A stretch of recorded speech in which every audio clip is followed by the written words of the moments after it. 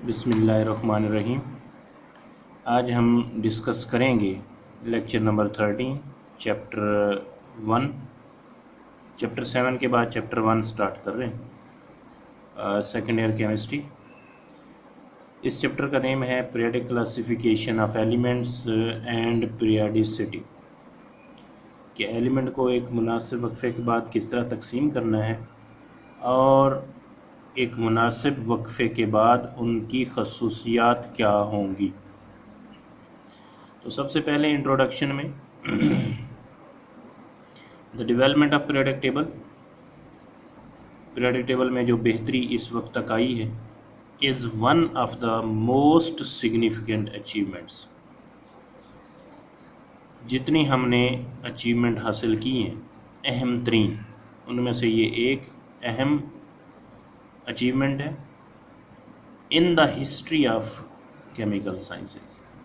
Chemical sciences की तारीख में पीरियोडिक टेबल में आज तक जो बेहतरी डेवलपमेंट आ चुकी है वो अहम तरीन अचीवमेंट में से एक ख़ास अचीवमेंट है। डेफिनेशन हम पीरियोडिक टेबल की कैसे करेंगे? Periodic table provides a basic framework, एक बुनियादी फ्रेमवर्क है ये, to study the periodic behaviour of physical and chemical properties of elements, जिसमें हम एलिमेंट की फ़िज़िकल और केमिकल प्रॉपर्टीज़ का मुताला करते हैं, as well as there compounds, और उनके कंपाउंड का भी।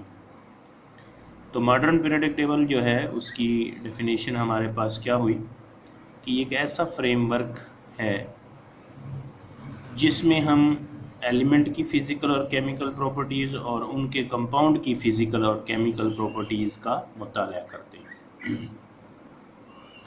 Historical background of the periodic table.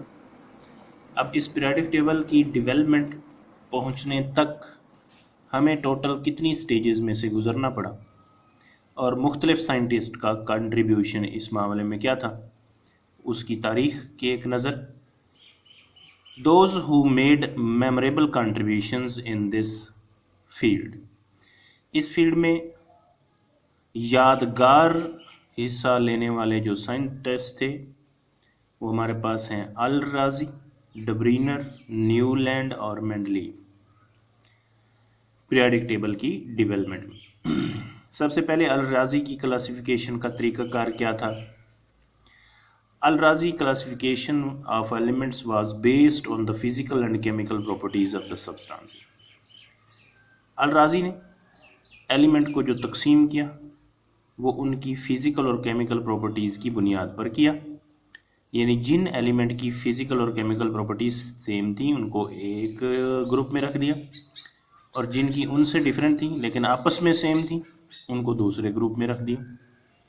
तो अल राजी की क्लासिफिकेशन की बुनियाद एलिमेंट की फ़िज़िकल और केमिकल प्रॉपर्टीज़ की बुनियाद पर थी। उसके बाद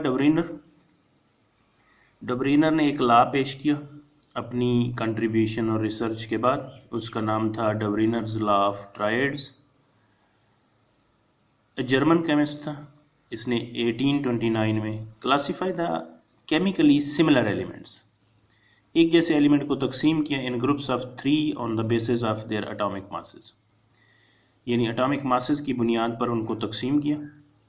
जिसका एटॉमिक मास कम था उसे पहले रखा, जिसका ज़्यादा था उसके बाद, जिसका ज़्यादा उसके बाद, और जिनकी केमिकल और फिज़िकल प्रॉपर्टीज़ सेम थी उनको भी एक ग्रुप में रखा। लेकिन ख़ास बात ये कि इसके मुताबिक एक ग्रुप में 3 एलिमेंट थे, क्योंकि इसके हर ग्रुप में तीन एलिमेंट थे, इस वजह से इसके कानून का नाम था law of ट्राइएड्स।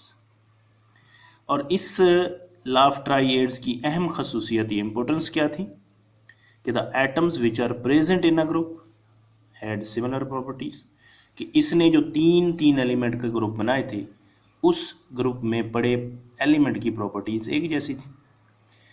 Atomic mass of the element which is present in the middle of group was equal to the average atomic mass of the first and third elements.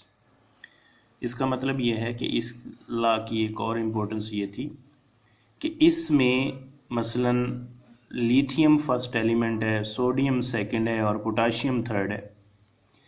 तो इसमें ये था कि इसके जो फर्स्ट एलिमेंट का एटॉमिक मास था और थर्ड एलिमेंट का एटॉमिक मास था, उनका जब एवरेज लिया तो सेंटर वाले एलिमेंट के एटॉमिक मास के बराबर आए।